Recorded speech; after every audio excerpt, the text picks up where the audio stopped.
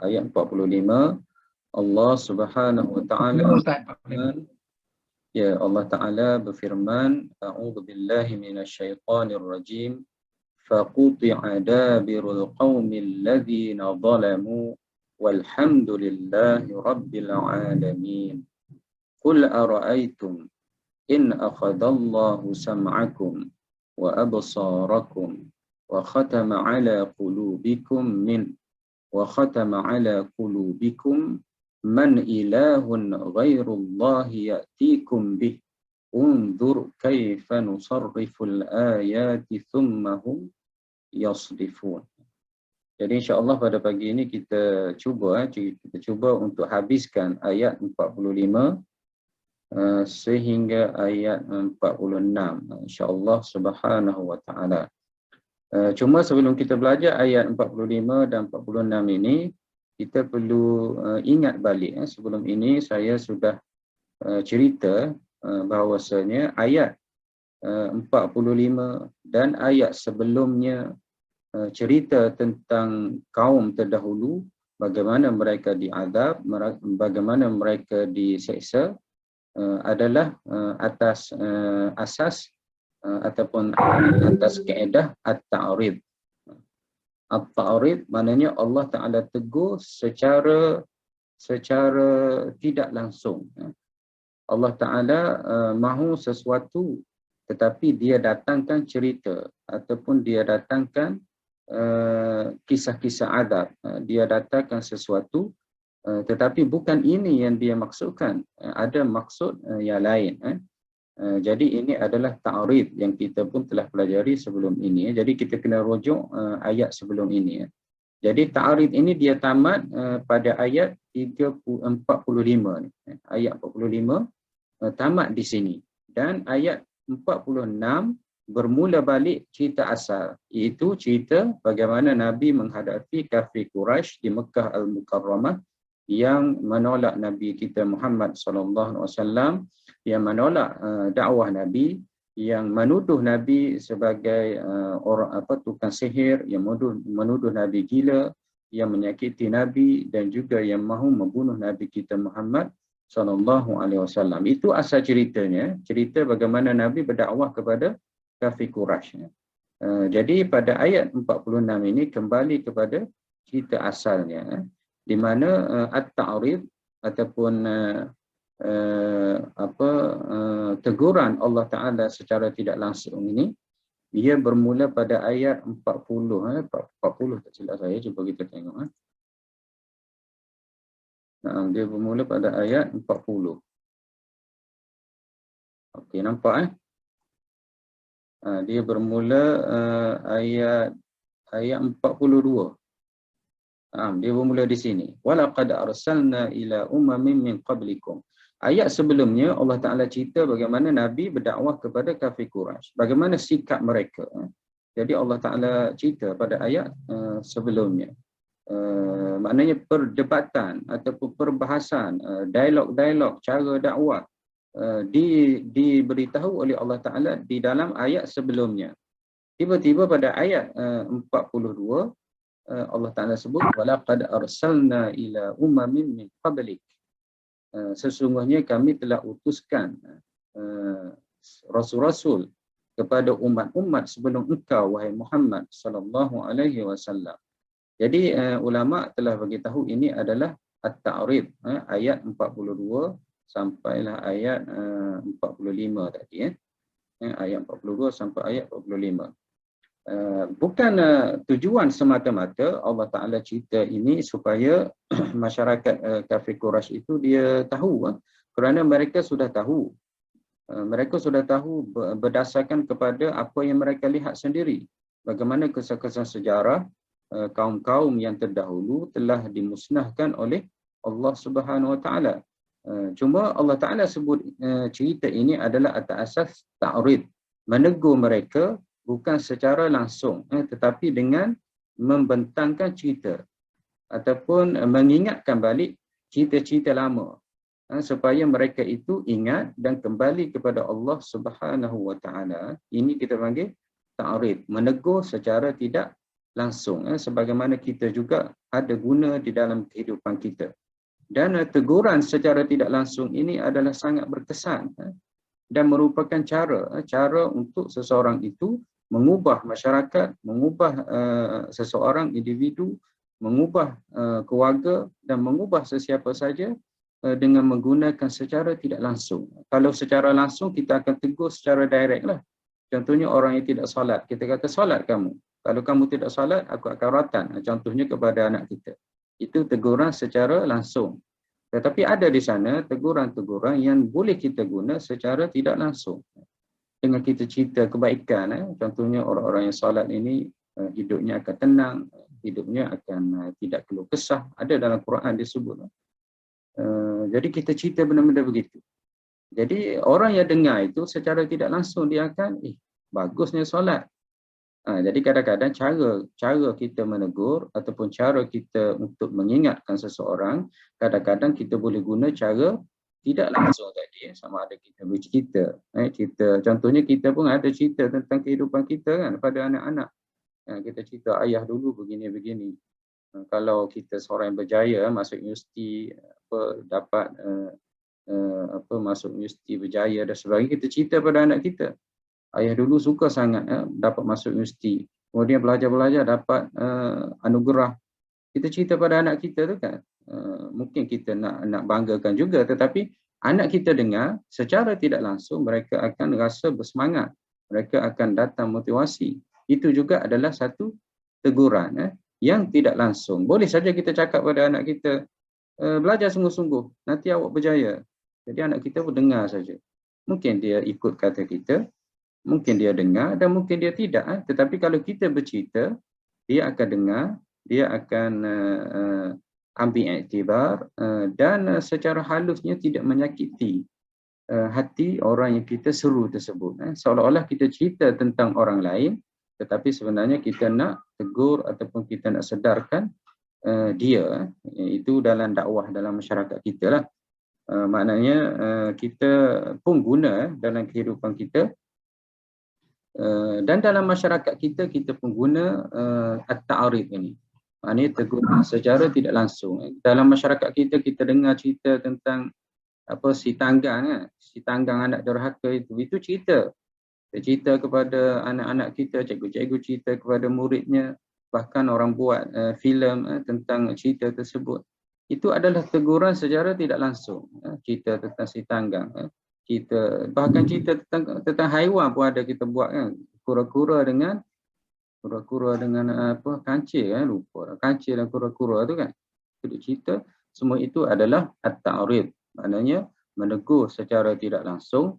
Bukan kita nak cerita tentang kura-kura dan kancil tersebut, bukan kita nak cerita tentang seorang yang bernama si tanggang itu.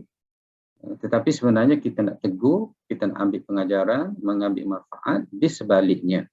Itu kita panggil apa? Kita panggil at-ta'rid, menegur secara tidak langsung dan ia dibuat ataupun dilakukan, ditunjuk oleh Allah Subhanahu wa ta'ala. Apa namanya? Saya tarik kat sini. Namanya adalah at-ta'rid. At-ta'rid ini adalah satu uslub bagaimana Allah Ta'ala guna untuk menegur kafir Quraisy, khususnya di dalam ayat yang kita belajar sekarang ini, ayat 41 sampai ayat 45. Jadi kita pun boleh guna pendekatan ini, pendekatan Al-Quran ini kita boleh guna dalam kehidupan kita, menegur keluarga kita, menegur masyarakat kita, dan ia adalah lagi lembut dan kesannya adalah lagi kuat. Bahkan kalau cerita ini cerita tentang sesuatu yang memang memberi kesan, ia lagi sampai ke hati seseorang, Jadi beginilah Al-Quranul Karim. Al-Quran ini mengajar kita melalui ayat-ayat Allah Subhanahu Wa Taala, dan kita boleh ambil manfaat. Dan untuk maklumat juga, Al-Quran ini bukan saja dikaji oleh ustaz-ustaz. Saya pernah baca, lupa saya baca bukunya, tetapi saya baca tentang bagaimana kisah Yusuf. di mana kisah Yusuf ini dirakamkan oleh Allah di dalam surah Yusuf. Dan surah ini menjadi kajian penerbit filem, pengarah-pengarah filem di negara Arab pada zaman dahulu, bagaimana mereka nak buat filem. Jadi antara rujukan mereka adalah surah Yusuf. Bagaimana Allah Taala dia filmkan, tapi tanpa ada filem, tanpa ada kalau kita drama ataupun cerita.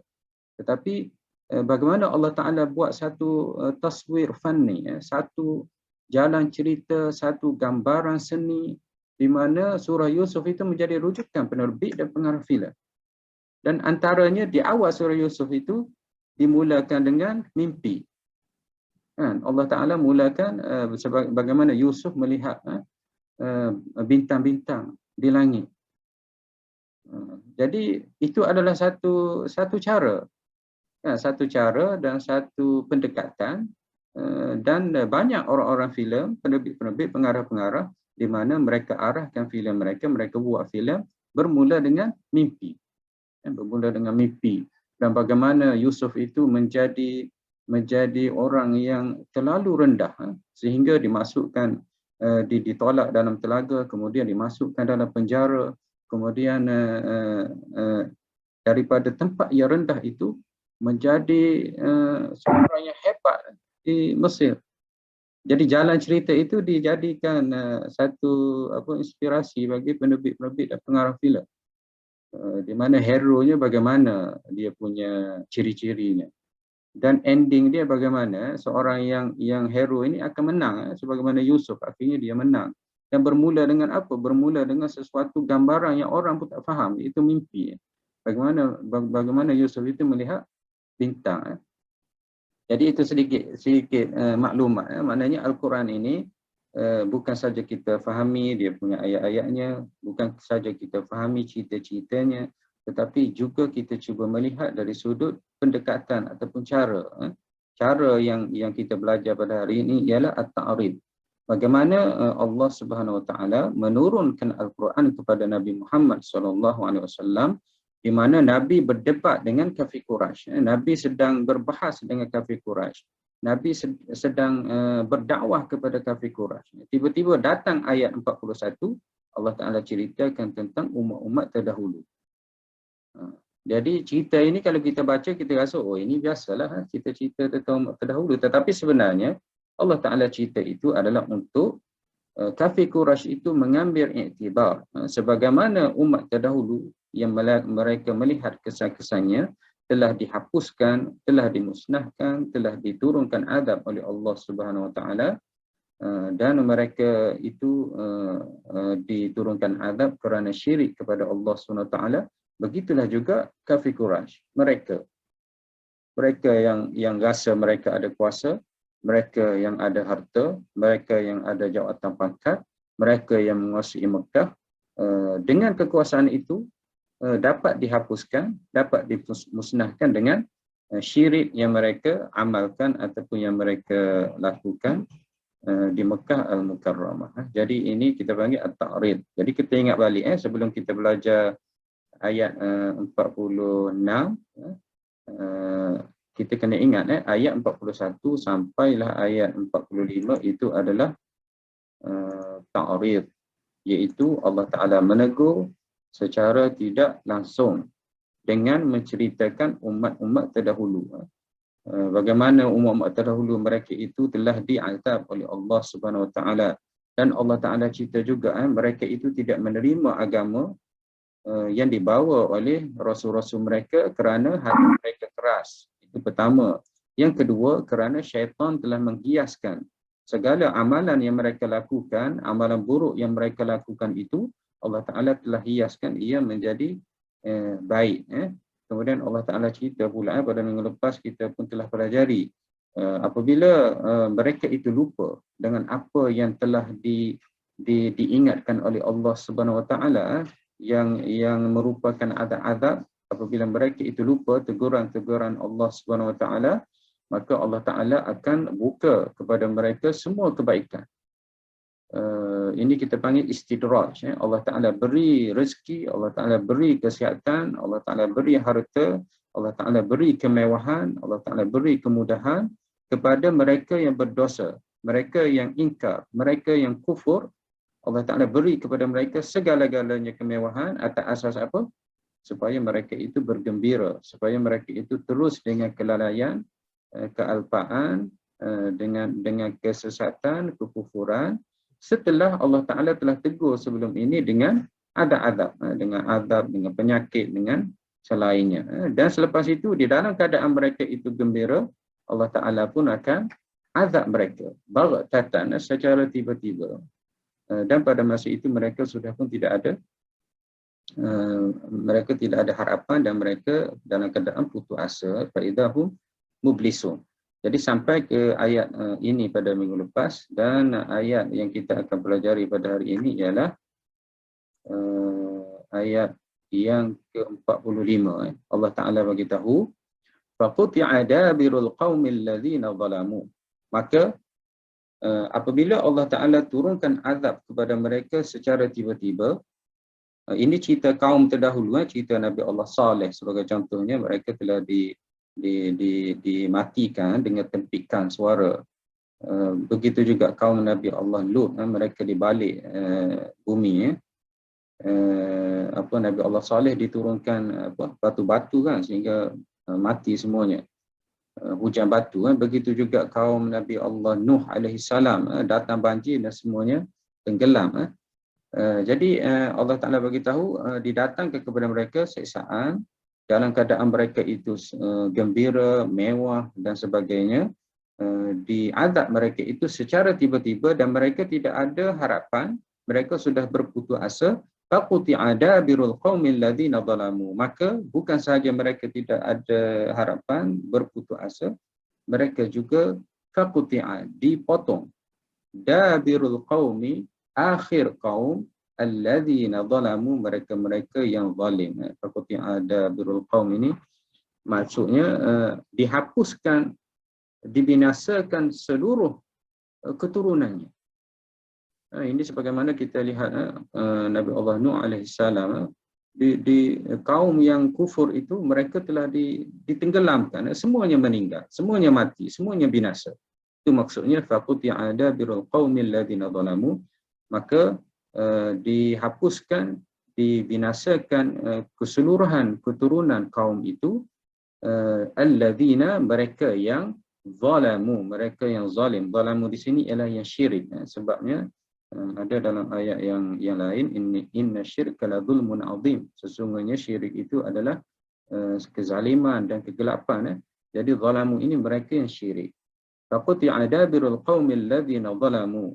Maka bukan sahaja mereka itu diturunkan azab, maka selepas itu bila diturunkan azab kepada mereka, terputuslah segala keturunan kaum-kaum yang telah mensyirikkan Allah Subhanahu wa Ta'ala. Walhamdulillahi Rabbil Alamin. Dan segala puji bagi Allah, Tuhan sekalian alam. Jadi kalau kita lihat di sini, walhamdulillah itu macam apa? Macam pelik pula kan. Maka Allah Ta'ala telah turunkan azab dan terputuslah ataupun binasalah segala keturunan itu. Walhamdulillahi Rabbil Alamin. Syukur ataupun segala puji bagi Allah Subhanahu wa Ta'ala. Ayat tentang adab, ayat tentang kebinasaan, kemudian datang kesyukuran. Mungkin dia agak tidak serasi. Jadi ada ulama berbahas, para mufassir dia berbahas kenapa datang Alhamdulillahirabbil alamin. Jadi mereka ada berpendapat walhamdulillahirabbil alamin ini untuk sekadar talqin ataupun ajar supaya kaum ataupun umat Nabi Muhammad sallallahu alaihi wasallam, termasuklah kita semua, selalu ataupun sentiasa memuji Allah Subhanahu wa Ta'ala. Maknanya engkau wahai umat Nabi Muhammad sallallahu alaihi wasallam bukan termasuk di kalangan orang-orang yang mensyirikkan ataupun yang binasa, yang dibinasakan oleh Allah Subhanahu wa Ta'ala. Maka apa yang kamu perlu buat, apa yang perlu kamu ucap, antaranya ialah dengan Alhamdulillahirabbil alamin. Itu yang pertama, maknanya talqin ataupun mengajar umat Nabi Muhammad sallallahu alaihi wasallam dengan kalimah puji-pujian di atas apa yang dikurniakan nikmat ke atas mereka, iaitu dengan Alhamdulillahirabbil alamin. Itu pertama. Yang kedua, kenapa juga Allah Taala akhirkan ta'rid ataupun cerita ini dengan Alhamdulillahirabbil alamin, iaitu mereka yang syirik, mereka yang ingkar kepada Allah Subhanahu wa taala, mereka ini sebenarnya melakukan kerosakan di atas muka bumi ini. Mereka lah yang membunuh, mereka lah yang menzalimi, menghina, menyakiti dan juga merosakkan apa-apa saja yang di atas muka bumi ini, kerana mereka hidup tanpa peraturan, mereka hidup tanpa agama. Jadi apabila mereka dihapuskan keseluruhannya, jadi orang yang baik ini terselamat daripada keburukan ataupun sikap ataupun tindakan mereka. Jadi sudah tentulah lafaz yang paling baik ialah dengan memuji Allah Subhanahu wa taala. Walhamdulillahirabbil alamin. Segala puji bagi Allah Tuhan sekalian alam yang telah menghapuskan kaum-kaum itu, yang telah menghapuskan puak-puak yang kufur, mendahakai Allah, yang syirik kepada Allah tersebut. Jadi alhamdulillahirabbil alamin. Jadi di situ ada ayat alhamdulillahirabbil alamin. Kemudian akhir 45 itu sudah tamat ta'rid. Maknanya cerita tentang umat terdahulu sebagaimana yang saya cerita tadi sudah tamat di sini. Jadi Allah Taala cerita tentang umat terdahulu, mereka diazab, mereka dihapuskan. Teguran secara tidak langsung supaya kafir Quraisy itu dia rasa insaf. Dia rasa sedar bahawasanya mereka ini yang kufur kepada Allah ini sama juga boleh dihapuskan, boleh dibinasakan oleh Allah Subhanahu wa taala sebagaimana kaum-kaum terdahulu. Jadi jangan ikut apa yang dilakukan, apa yang dibuat oleh kaum terdahulu. Jangan syirik sebagaimana kaum-kaum terdahulu. Jangan tolak nabi ataupun rasul sebagaimana yang kaum-kaum terdahulu lakukan. Maknanya kafir Quraisy, kamu jangan ikut mereka ini. Seandainya kamu ikut, kamu akan binasa. Kamu akan dihapuskan oleh Allah Subhanahu wa taala, dan kamu boleh diturunkan azab oleh Allah Subhanahu wa taala kepada kamu. Dan seandainya kamu rasa tidak ada apa-apa, maknanya rasa mewah, rasa senang, rezekinya murah, Allah Taala sebut juga di dalam ayat sebelum ini, itu adalah istidraj. Itu adalah satu tindakan yang dibuat oleh Allah Taala, di mana Allah Taala bagi kesemuanya, bagi kepada mereka yang berdosa ini atas asas supaya mereka terus dengan kelekaan, dan akan tiba masanya mereka akan datang azabnya, datang kebinasaannya. Paling tidak pun mereka akan meninggal, mereka akan mati, mereka akan meninggal baghtatan, secara tiba-tiba, dan pada masa itu mereka sudah pun tidak dapat lagi insaf atau sedar, ataupun tidak lagi ada harapan kepada mereka. Jadi itu yang Allah Ta'ala mahu, supaya kafir Quraisy ini kembali tidak mengikut apa yang telah dilakukan oleh kaum-kaum terdahulu, dan beriman dengan Nabi Muhammad SAW. Dan cerita ataupun ta'rif ini berakhir pada ayat 45. 46 kembali balik cerita bagaimana Nabi berhadapan dengan kafir Quraisy. Saya dah bagi tahu awal tadi kan, maknanya cerita asal ayat-ayat yang kita baca ini, cerita bagaimana dakwah Nabi kepada kafir Quraisy.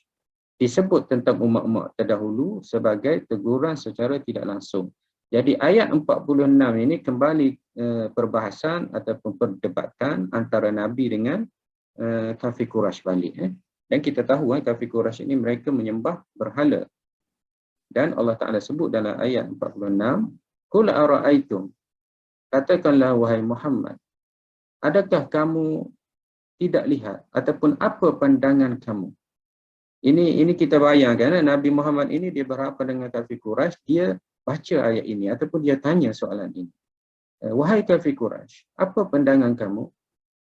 In akhadallahu sam'akum, sekiranya Allah Ta'ala mengambil di sini maknanya menghilangkan sam'akum, pendengaran kamu. Telinga kamu tak ada, ataupun kamu ada telinga tetapi tuli. Allah Ta'ala telah ambilnya, hapuskan, hilangkannya. wa absarakum, dan juga pandangan kamu. Mungkin tak ada mata ataupun ada mata tetapi buta, terdapat dilihat. Wa khatama ala qulubikum, dan Allah Taala matikan ataupun khatamkan, meterikan di atas hati-hati kamu.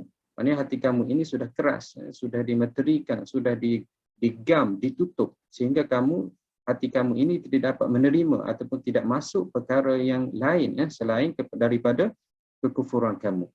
Man ilahun ghairullah, siapa Tuhan selain daripada Allah, ya'tikum bihi, yang ia dapat bawa kepada kamu. Dapat bawa apa?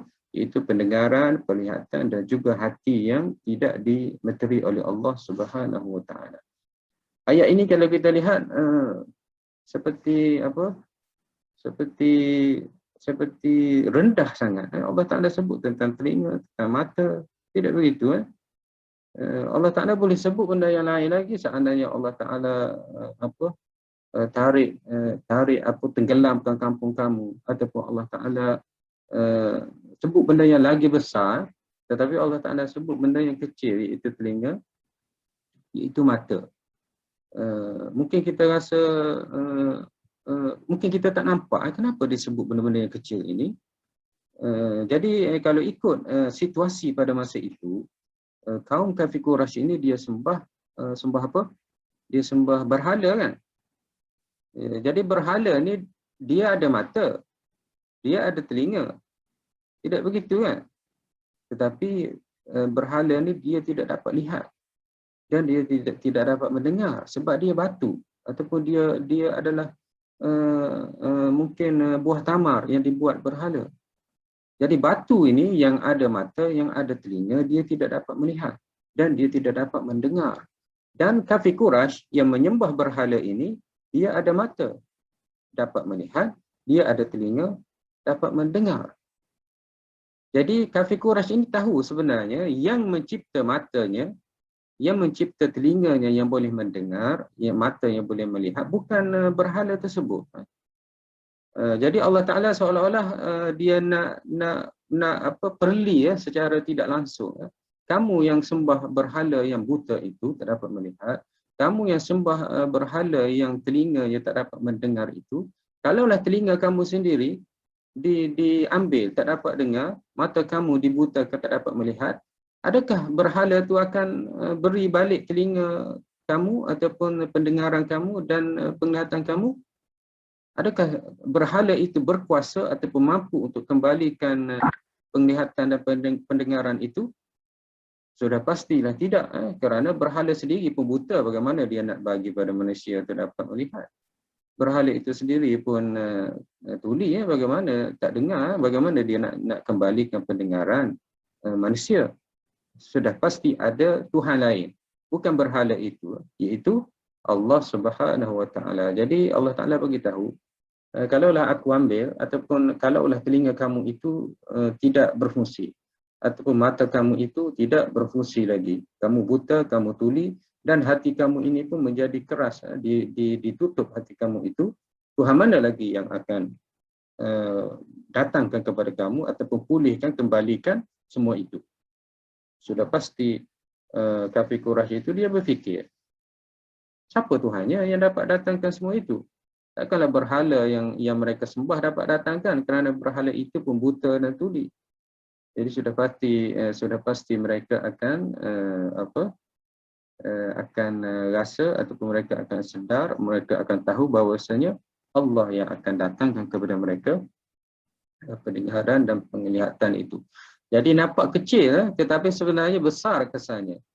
Disebut telinga dan mata saja, tetapi sebenarnya dalam situasi Nabi berdakwah kepada kafir Quraisy itu, dalam keadaan mereka itu, sebenarnya ayat ini adalah satu perlian, satu perdikan, satu soalan sebenarnya masuk terus ke hati mereka,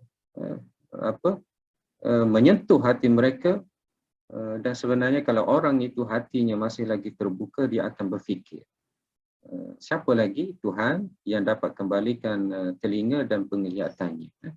Man ilahun ghairullah ya'tikum bik, Unzur, lihatlah kamu wahai Muhammad, kaifa nusarriful ayati thumma hum yasrifun. Lihatlah wahai Muhammad, bagaimana Allah Subhanahu wa taala bagaimana Allah Subhanahu wa taala telah memalingkan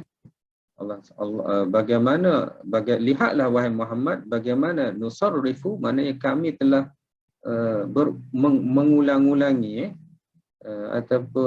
mengulang-ulangi ataupun menunjukkan al-ayat, iaitu tanda-tanda kebesaran kami ataupun tanda-tanda kebesaran Allah Subhanahu wa taala, thummahum yasrifun, dan pada masa itu ataupun dalam pada itu mereka tetap juga berpaling ataupun ingkar, tidak beriman kepada Nabi Muhammad sallallahu alaihi wasallam. Jadi itu secara ringkas tafsiran ayat yang kita nak belajar pada hari ini, iaitu ayat 45 dan juga 46.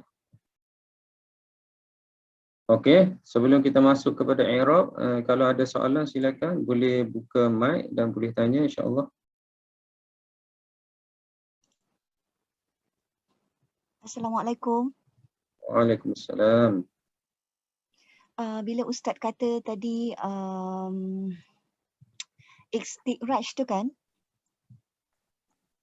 Ya puan. Macam mana kita nak tahu, macam ialah sebab kita hidup seperti biasa, lepas tu kita rasa macam biasa saja, tapi macam mana kita nak tahu yang untuk menyedarkan diri kita mungkin ini adalah istiqraj, jadi kita perlu perbetulkan apa-apa yang kita rasa tak betul lah. Oh ya, macam ni puan, secara mudahnya istidraj ini Allah Ta'ala bagi nikmat kepada kita, seandainya nikmat itu menatijahkan kebaikan, itu maknanya ada keberkatan. Tetapi kalaulah kita diberi segala pangkatnya, segala kemewahannya, segala-galanya, tetapi semua itu tidak membawa kita kepada mendekatkan diri kepada Allah SWT, itu yang antara tanda istidraj. Tapi kalau kita dapat kebaikan, tak dapat segala-galanya Allah Ta'ala beri, semakin dekat kita dengan Allah, itu adalah keberkatan. Maknanya duit yang kita dapat boleh kita guna di akhirat nanti dengan amalan-amalan kita, sedekah dan sebagainya. Kesihatan yang kita dapat, kita boleh kecapi kesihatan ini pada akhirat nanti dengan ibadat-ibadat yang kita lakukan. Jadi kalaulah semakin mewah semakin jahat, itu istidraj. Tapi kalau semakin mewah semakin baik, itu adalah barakah ataupun nikmat yang Allah Ta'ala beri kepada kita. Itu secara mudah kita dapat, kita dapat lihat secara mudah, dan itulah sebenarnya dia punya ukuran dia. Sebenarnya hidup kita ini perlu ada keberkatan, dan berkat itu apa yang kita ada hari ini dapat kita guna di akhirat, itulah ada keberkatan. Tapi kalaulah yang kita ada di dunia ini hanya sekadar atas dunia, itu tidak ada keberkatan. Sama ada umur kita, sama ada tubuh kita, badan kita, kesihatan kita, sama ada harta kita, sama ada anak-anak pinak kita, ataupun ilmu yang kita ada. Seandainya ilmu kita ini hanya sekadar di dunia, jawatan kita ini hanya sekadar di dunia, harta kita ini sekadar di dunia, maka itu adalah tidak ada keberkatan, kerana berkat itu kita dapat manfaat di akhirat nanti. Dan itu juga antara tanda istidraj. Allah Ta'ala beri segala-galanya pada kita, tetapi menjauhkan kita dengan Allah Subhanahu Wa Ta'ala. Itu kita panggil ujian-ujian. Kadang-kadang Allah Ta'ala beri ujian kepada kita dalam bentuk kemewahan, dalam bentuk kesenangan. Jadi kita perlu lihat balik dalam diri kita, kita renung balik dalam diri kita, semoga kita dapat mengubah segala apa yang kita dapat itu ke arah mendekatkan diri kita kepada Allah Subhanahu Wa Ta'ala. Okey, fa'atifah. Fa adalah huruf ataf. Maknanya ayat ini sambungan kepada ayat sebelumnya. Sebab itulah saya bagi tahu tadi, apabila mereka gembira dengan kemewahan mereka, datang azab kepada mereka secara tiba-tiba, dan mereka telah putus harapan, Maka apa lagi berlaku selepas itu? Faquti'a dabirul qaumil ladzina zalamu. Maka selepas itu terhapus, dibinasakan keseluruhan mereka.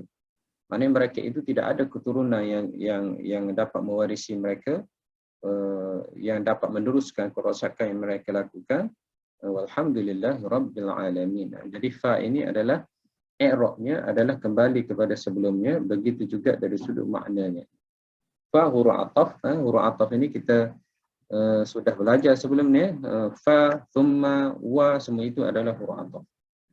Kemudian quti'a. Quti'a adalah fi'il madhin mabniyun lil majhul. Minggu lepas saya sudah uraikan. Ada fi'il perbuatan yang tidak disebut pembuat ataupun pelaku. Maka ia dipanggil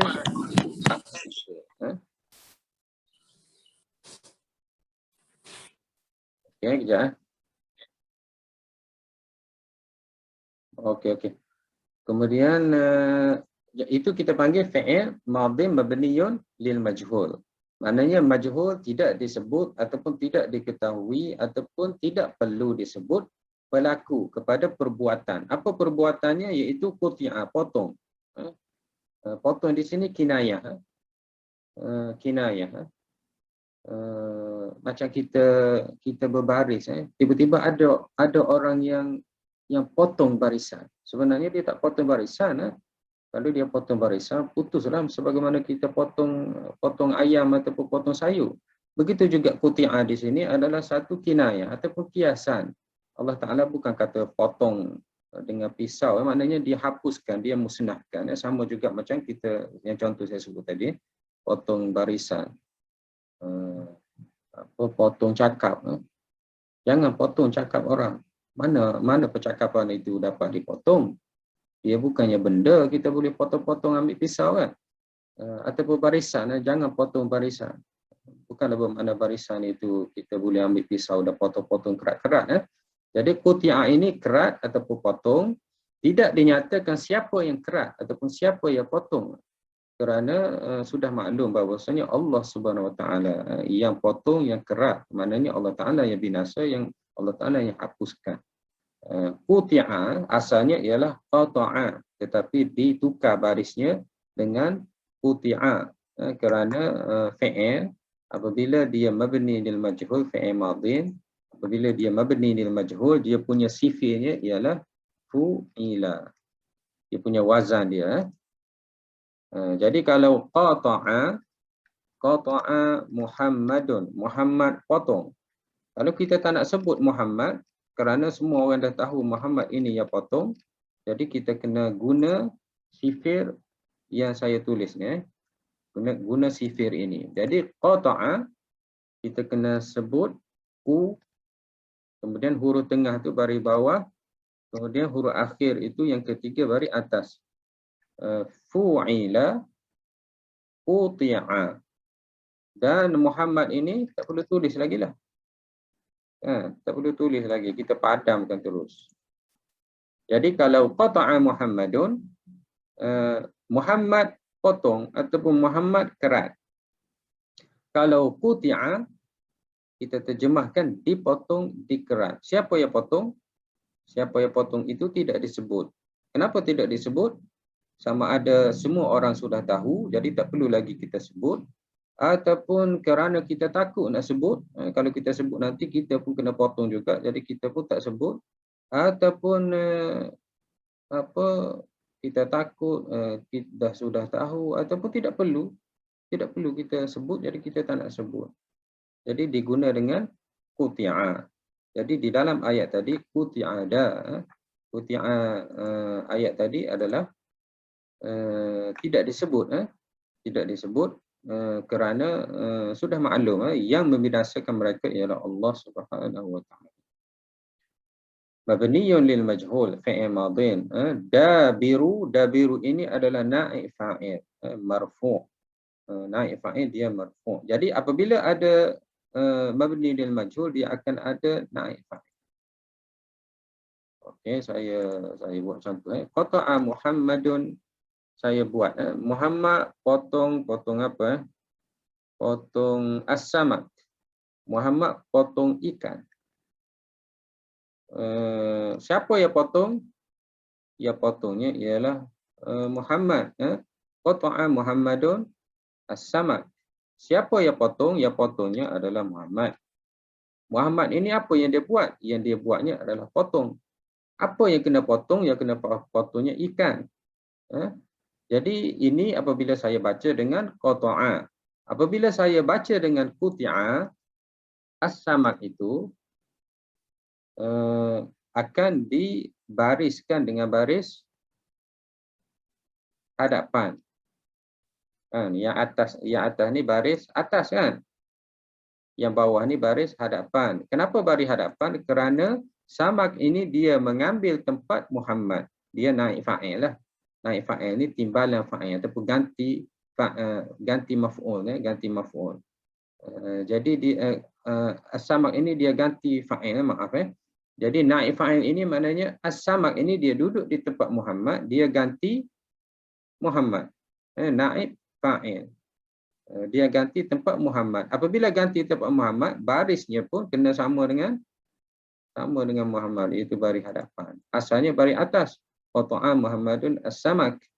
Apabila dibaca dengan quti'a, as-samak ini dibaca dengan baris hadapan. Kenapa dibaca dengan baris hadapan? Kerana dia duduk di tempat fa'il Muhammad.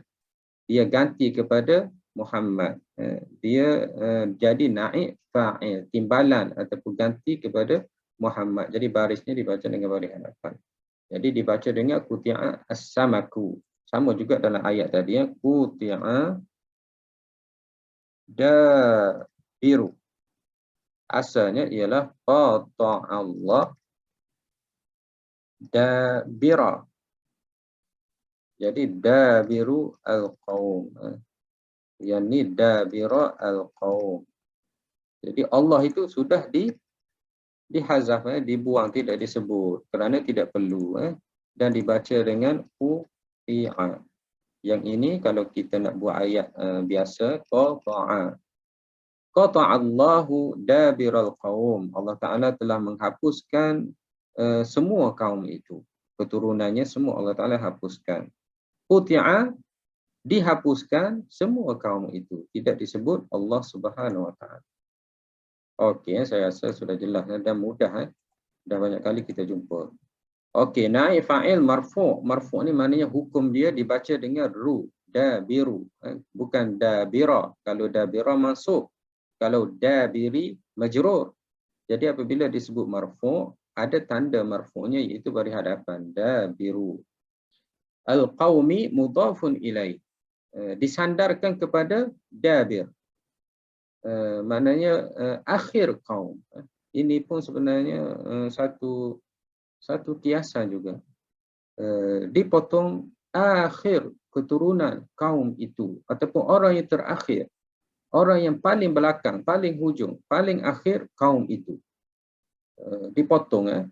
Maknanya kalau kita nak hapuskan pokok, kita jangan potong atas tu. Kita potong di bawah sekali. Kita potong di bawah sekali. Begini juga, maknanya kita seolah-olah kaum itu dia ada dia punya ekor-ekor dia, ada ekor-ekor dia, keturunan-keturunan dia, anak-anak pinak dia, cucu-cucu cicit dia. Akhir sekali itu kalau kita biarkan dia akan lagi lalu dipotong, dihapuskan. Dengan tutup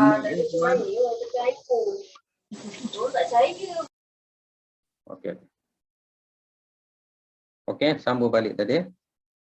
Dabir al-qaum maknanya orang yang terakhir dalam kaum itu telah dimatikan juga. Maknanya daripada awal sehinggalah akhir, maka semuanya adalah dimusnahkan, dihapuskan oleh Allah Subhanahu Wa Taala. Jadi di sini Allah Taala nak bagi tahu quti'a dibinasakan kesemuanya. Tidak tertinggal apa-apa sesiapa pun. Semuanya dibinasakan. Bagaimana kita nak tahu dihapuskan semuanya? Dengan dabirul qaum itu. Sebabnya dabir maknanya orang yang paling akhir. Yang paling akhir. Contohnya seseorang itu dia ada anak. Kemudian anak dia ada cucu. Kemudian cucu dia tidak melahirkan anak. Jadi dia tidak ada cicit. maka terputuslah dia punya keturunan. Begitu juga kaum ini pun sama, dia ada datuk, dia ada ayah, dia ada cucu, dia ada anak, dia ada cucu, dia ada cicit. Daripada datuk, daripada ayah kepada anak, kepada cucu, kepada cicit, dan kalau ada lagi ciak-ciak dan sebagainya, semuanya dihapuskan. Orang yang terakhir di dalam kaum itu dihapuskan. Ini menunjukkan satu kiasan bahawasanya mereka dihapuskan semua. Siapa saja yang ada, diguna dabiru al-qaum.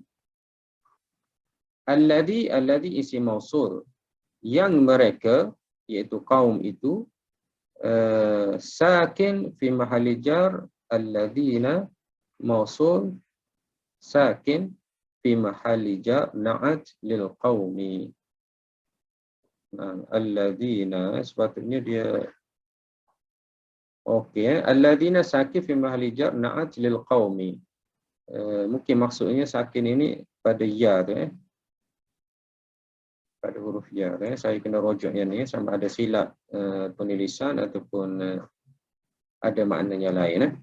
Alladzina isim mausul, isim mausul sakin fi mahalli jar na'at qaumi. Nah, tutup mic ya.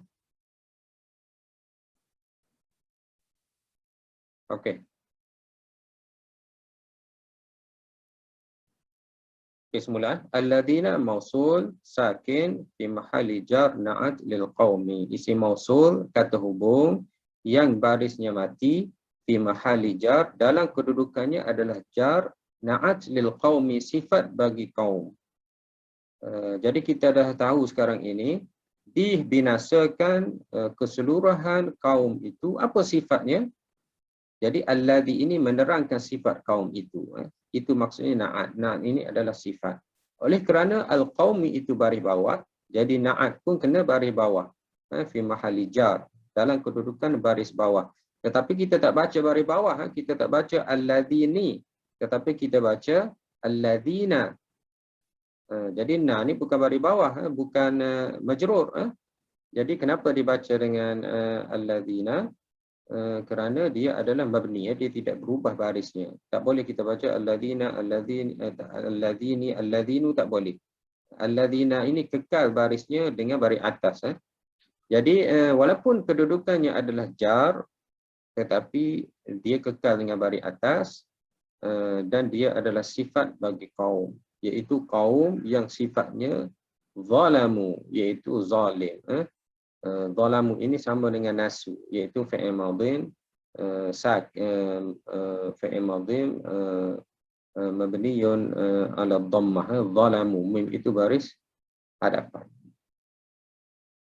Wa istinafiyah, dan waw itu adalah permulaan ayat baru. Ada juga yang mengatakan wa itu adalah isti'radiyah. Wa di sini menunjukkan ayat selepas itu adalah ayat yang tak ada kaitan dengan ayat sebelumnya. Sebagaimana yang saya nyatakan dalam tafsir tadi kan. Diceritakan tentang kebinasaan, kezaliman, tiba-tiba alhamdulillah, segala puja bagi Allah. Jadi agak tidak sesuai. Jadi ada ulama mengatakan istinafiyah, iaitu wa ini adalah ayat baru, tidak ada kaitan maknanya, tidak ada kaitan i'rabnya dengan sebelumnya. Ada juga yang mengatakan isti'radiyah, iaitu ayat di dalam ayat.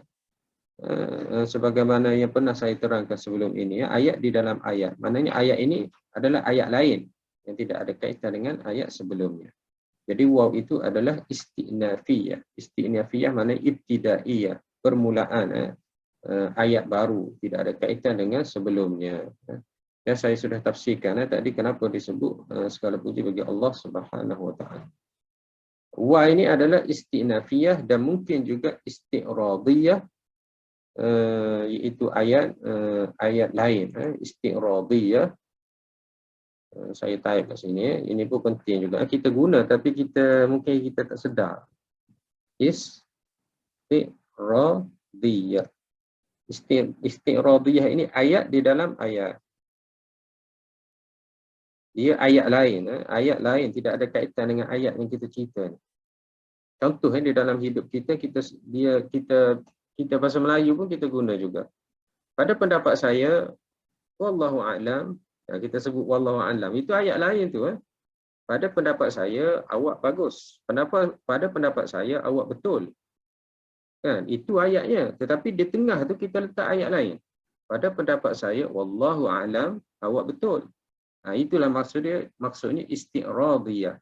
Jadi ayat wallahu a'lam itu ayat lain, ayat di dalam ayat saya buat dalam bahasa Arab. Ana ara huwa jayyid. Saya lihat saya buat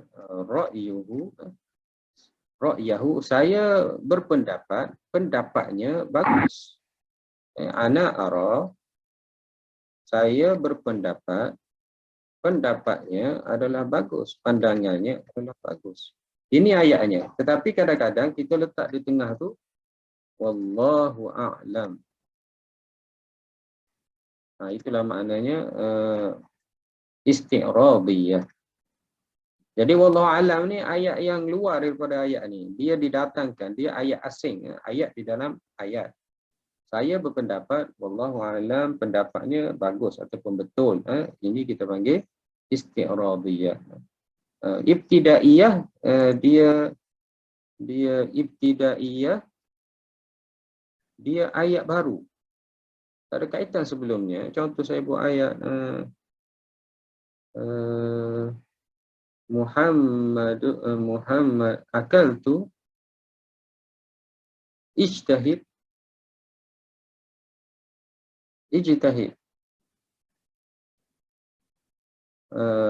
Bersungguh-sungguhlah. Ijtahid. Wa anta talib. Ijtahid, bersungguhlah awak. Kemudian kita berkata awak seorang pelajar. Ini adalah ibtidaiyah. Mana ada apa, kalau ijtahid wadrus, itu huruf ataf. Kalau saya kata ijtahid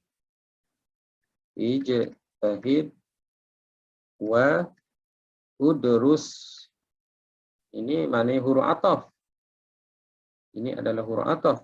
Tapi kalau saya kata ijtahid wa anta talib, belajarlah awak bersungguh-sungguh dan awak adalah pelajar. Jadi waw ini kita panggil ibtidaiyah. Ibtidaiyah. Kalau yang bawah ni kita panggil waw ataf. Jadi ataf dia i'rab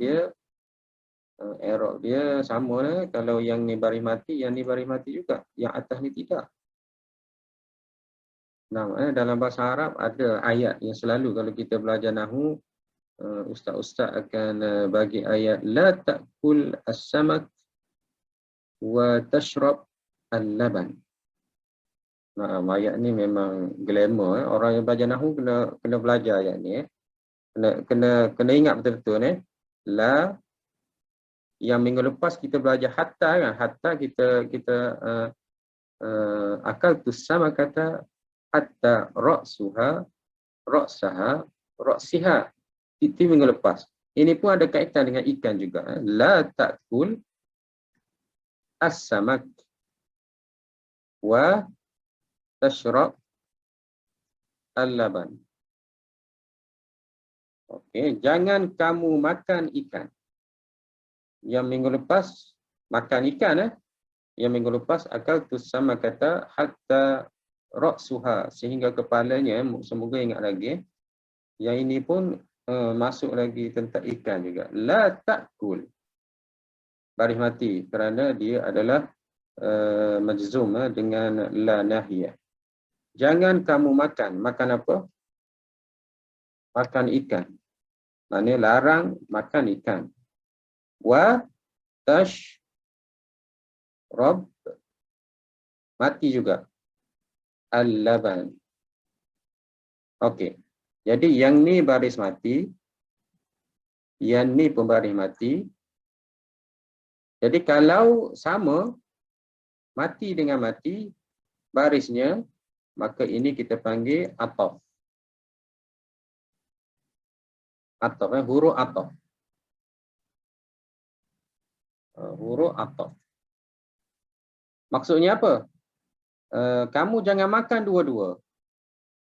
Jangan kamu dilarang dua-dua. Pertama, larang makan ikan. Yang kedua, larang minum susu. Ini bila kita guna dengan ataf. Okey, kita buat ayat yang kedua. Buat ayat yang kedua. La ta'kul as-samak, tapi yang ini kita letak bari hadapan. Wa tashrabul laban, yang ini nafiyah. Okey, tutup mic bagi yang buka tu. Istinafiyah. Ada beza tu Sekejap saya kecilkan supaya kita nampak contoh. Okey, yang pertama ini adalah ataf. Yang kedua istinafiyah. Maknanya lain Kalau yang atas ini kamu jangan makan ikan, kamu jangan minum susu. Yang atas ni kamu jangan makan ikan dan kamu boleh minum susu. Maknanya kamu boleh minum susu tak apa. Tapi ikan jangan kamu makan. Bagaimana kita tahu? Barisnya adalah baris hadapan. Waw ini istinafiyah. Tengok kesan pada makna baris hadapan tu kerana waw itu istinafiyah sudah menjadi makna lain. Maknanya kamu jangan makan ikan tapi minum susu tak apa. Dan yang ketiga kita buat ayat yang ketiga. La ta'kul as-samak, kita letak baris atas. Wa tashrab laban. Wa tashrab laban. Jadi kalau baca dengan baris atas dia bermakna jangan makan sekali. Ya, jangan kamu makan bersama-sama. Dia panggil tashraba itu ada an tashraba al-laban. Jadi kalau baca dengan baris atas, jangan kamu makan ikan dan pada masa yang sama sekali dengan makan ikan itu kamu minum susu. Dengan dibaca dengan baris atas. Apabila baca dengan baris atas seolah-olah dia ada wa'an tashraba. Dan di waw itu sebenarnya huruf ataf. Cuma an tashraba ini ditakwil dengan masdar dan ataf kepada masdar. Mana seolah-olah seseorang itu kata jangan kamu makan ikan dan minum laban serentak sekali, kumpul sama-sama sambil makan ikan sambil minum susu, itu tak boleh. Ini Arab.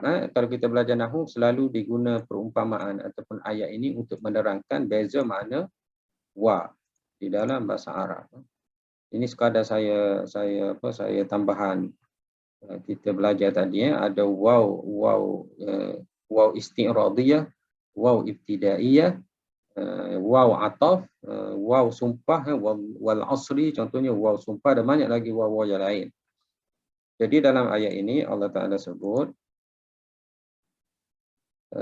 walhamdulillah, iaitu wa istinafiyah, iaitu ayat yang baru. Dan saya dah bagi tahu tadi antara tujuan ayat ini yang diceritakan oleh ulama supaya umat Nabi Muhammad ini selalu memuji Allah Subhanahu Wa Ta'ala. Yang kedua, alhamdulillah ini patut disebut kerana dengan hancurnya mereka-mereka yang berdosa, yang kufur, yang melakukan kerosakan di atas muka bumi ini, maka orang-orang mukmin beriman dia akan selamat. Jadi bila selamat, patutlah disebut alhamdulillahirabbil alamin. Jadi alhamdu mubtada, istinafiyah ni juga dipanggil ibtidaiyah. Jadi kalau kita jumpa dalam kitab disebut istinafiyah dan sama juga lebih kurang maknanya dengan ibtidaiyah, iaitu waw selepasnya adalah mubtada, permulaan ayat. Lillah muta'alliqum bi mahdhuf khabar. Ada khabar tetapi tidak disebut di sini. Jadi lillah ini bergantung kepada khabar itu. Mungkin kita boleh sebut alhamdu, pujian itu jami'un lillah. Pujian itu semuanya bagi Allah. Boleh kita takdirkan begitu.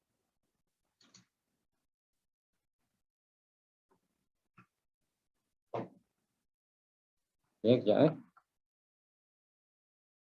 Jadi ada khabar mahdhuf. Mahdhuf itu tidak disebut. Alhamdulillah boleh kita sebut alhamdulillah, alhamdu kainun ataupun alhamdu jami'un lillah. Alhamdu itu adalah segalanya adalah bagi Allah Subhanahu wa taala. Jadi muta'alliqun bi mahdhuf khabar, maknanya ada khabar. Saya cuba type supaya nampak. Sebabnya ayat jumlah ismiyah dia perlu ada khabar. Alhamdulillahi Rabbil Alamin. Segala puji bagi Allah Tuhan sekalian alam. Jadi alhamdu ini adalah mubtada. Mana khabarnya? Khabarnya tidak disebut. Jadi mungkin kita boleh takdirkan kainun. Kainun ni yang maknanya ada ataupun adalah. Kainun ataupun jami'un. Kesemuanya. Ataupun takdir-takdir ayat-ayat perkataan-perkataan yang lain. Alhamdulillah, segala puji itu adalah mubtada dan khabarnya ialah ini khabarnya, tetapi khabar ini tidak disebut. Jadi dipanggil mahdhuf. Lillah ini bergantung merujuk kepada kainun. Maknanya segala puji itu jami'un ataupun adalah ataupun milkun, milik siapa? Milik Allah Subhanahu wa taala. Milkun boleh juga milik Allah Subhanahu wa taala. Jadi khabar mahzuf lillah itu muta'alliqun bi khabar mahzuf. Okey. Rabbi adalah sifat bagi Allah. Jadi di sini segala puji bagi Allah. Apa sifatnya? Sifatnya ialah Rabb. Rabb ini adalah Tuhan yang mencipta. Tak sama dengan ilah. Kalau ilah, Tuhan yang berhak disembah. Kalau Rabb, Tuhan yang mencipta manusia, yang menghidupkan manusia, yang mematikan manusia, yang membesar, memajukan manusia, yang menyembuhkan manusia. Jadi itu kita panggil Rabb.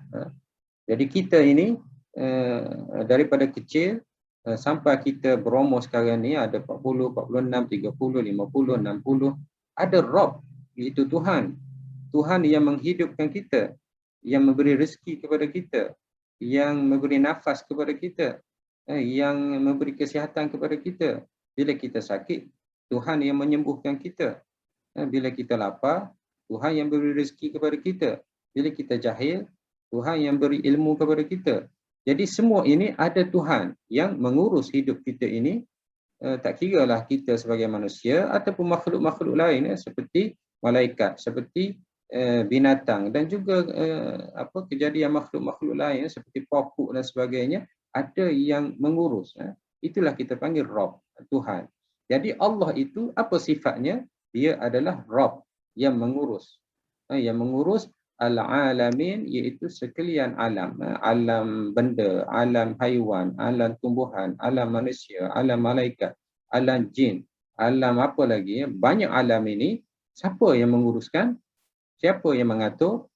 Ialah Allah Subhanahu wa taala. Jadi kita puji alhamdulillah rabbil alamin. Itu maksudnya Rabb. Rabb ini adalah na'at sifat bagi Allah Subhanahu wa taala. Al-alamin mudhafun ilaih, disandarkan kepada Rabb. Majrur barisnya di bawah, hukumnya adalah majrur bil ya, tandanya adalah ya kerana dia adalah jamak mudzakkar salim, mulhaq bi jamak mudzakkar salim. Al-alam, alam. Bila al-alamin, banyak alam. Siapa yang Tuhan sekalian alam ini adalah Allah Subhanahu wa taala. Apa sifatnya? Sifat kepada Allah ini yang memiliki, yang mengurus, sifatnya adalah Rabb. Jadi kita perlu ada satu tauhid di sini, iaitu tauhid mengesahkan Allah dari sudut Rabb ataupun rububiyah. Allah Ta'ala yang mencipta, Allah Ta'ala yang mengurus, Allah Ta'ala yang mengatur.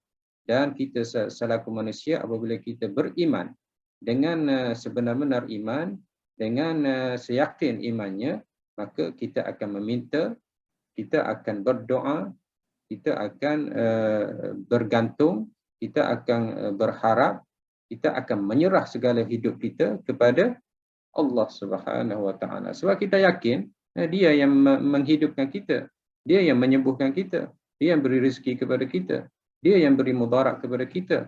Bahkan di dalam hadis lain, seandainya berkumpul semua manusia untuk memberi kemudaratan kepada engkau, hadis 40 kan, siapa yang ada buku tu boleh buka. Maka tidak ada pun sesiapa yang boleh memberi mudarat kepada engkau tanpa dengan keizinan Allah Subhanahu Wa Taala. Kerana yang mengurus segala-galanya adalah Allah Subhanahu Wa Taala. Itu maksudnya Rabbi Al-Alamin. Okey. Jadi habis ayat 45 dan ayat 46 itu insya-Allah minggu depan tak habis juga Saya fikir habis ayat 46 hari ni. Tapi saya sudah tafsirkan. Jadi minggu depan kita akan terus kepada i'rab ayat 46. Dan saya sudah tafsirkan secara ringkas ayat ini. Cuma ada dari sudut bahasa. Contohnya sam'a mufrad, absar jama'. Jadi kenapa sam'a ini mufrad dan absar ini jama'? Jadi banyak rahsia-rahsia di dalam ayat ini. InsyaAllah kalau diizinkan oleh Allah Ta'ala pada minggu depan, kita akan sama-sama memahami dan i'rab ayat ini insyaAllah subhanahu wa ta'ala. Okey, kalau ada soalan silakan. Kalau ada soalan, ada masa lagi dalam beberapa minit.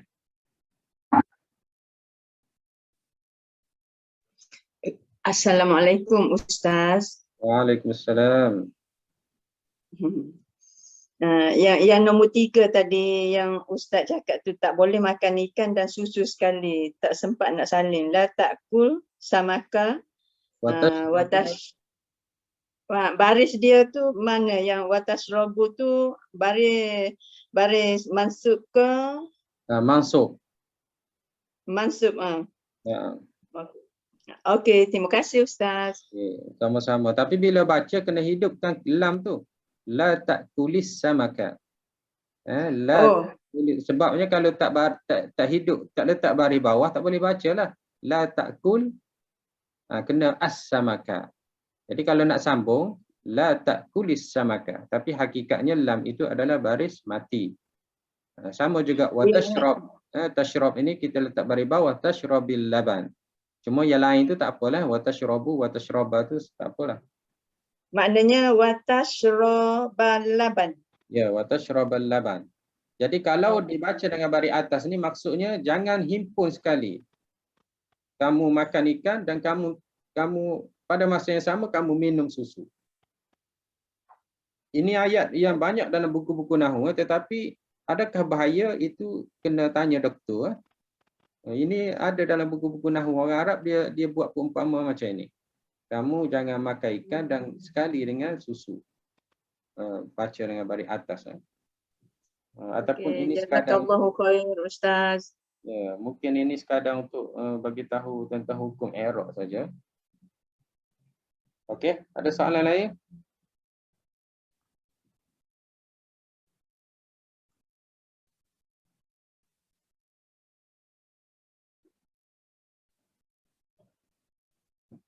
Ada soalan Haji Abdul Qadir, Haji Zainal Adam. Lam yujad soal. Faham. Soal, Kullu faham. Ya, minggu depan insya-Allah kita akan buat kelas kita pada hari Selasa.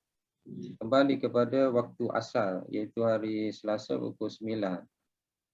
Kelas hari ini adalah ganti hari Selasa kerana hari Selasa itu saya tak sempat ataupun tak dapat untuk.